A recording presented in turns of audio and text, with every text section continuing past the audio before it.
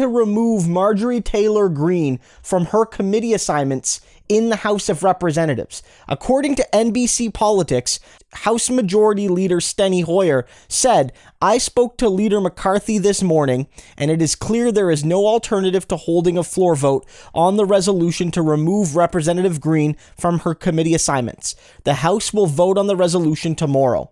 And this is the right move. I know it should be very, very rarely done that people are removed from their committees, but this is the time to do it. Marjorie Taylor Greene is a persistent danger, not only in a broad philosophical sense to democracy, which she is, but in a day-to-day physical health and safety reality of her colleagues, of her staff and other people's staff, of police, and of, cleaners, and anybody who happens to work in the Capitol, in the Congress, campus. She's a danger to them. She really is. And in addition to, what she's done that's been abhorrent in her few weeks as a congresswoman, since she's become a congresswoman, we've been getting all this information about how she's supported these conspiracies. She's attacked innocent children in some cases.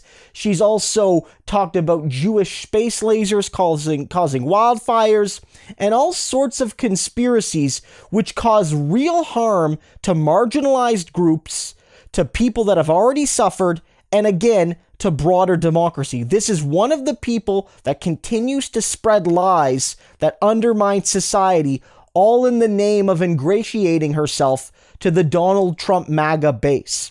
And on top of all of that, she's doubled and tripled and quadrupled down on much of this, saying that I'm not going to apologize and I have nothing to apologize for. There's no alternative here. Look, the alternative is obviously expulsion. She can be expelled from the House. Anybody can be expelled from the House of Representatives with a 2/3 majority vote. But it's extremely rare, and rightfully so, and in any case, there's not enough votes to do it. Only a few Republicans would ever support that. Not nearly enough to get to 2/3, given that the House is basically split, 50-50, a few more Democrats than Republicans. So this is the only tool they have, and they have to use it. Marjorie Taylor Greene, as much as is possible, needs to be marginalized. She is duly elected, and unless she's expelled, the only way you can get rid of her is defeating her in an election. She is elected, but insofar as the House operates itself, they must do what they can, however they can, to keep this woman with as little power as possible, because she's demonstrated that whenever she gets even the tiniest bit of power, she will use it to cause harm to individuals, to marginalized groups, and to democracy itself.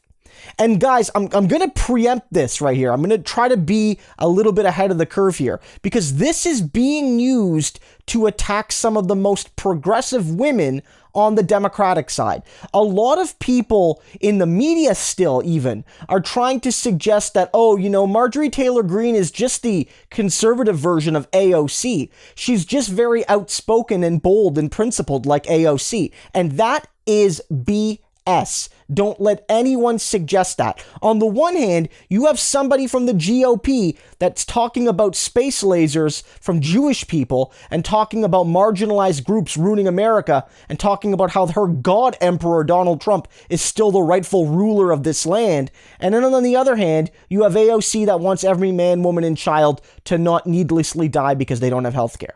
Those are not comparable, and anyone that says they are comparable is lying to you, and you should reject basically everything they say.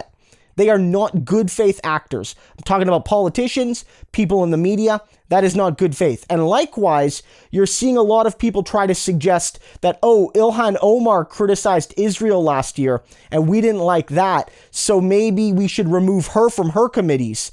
But again, Ilhan Omar, one, I don't think she did anything wrong, but she did in a limited sense offer an apology or at least a clarification about what she said. And two, again, there's no comparison. Ilhan Omar, day in, day out, is a champion for her constituents and for all Americans fighting for a better life, the working class, the 99%. Marjorie Taylor Greene represents no one but a kooky anti-democratic base that would let millions of Americans die for their self-interest. There is no comparison. She must be expelled, but if she cannot be expelled, she must be marginalized as much as possible.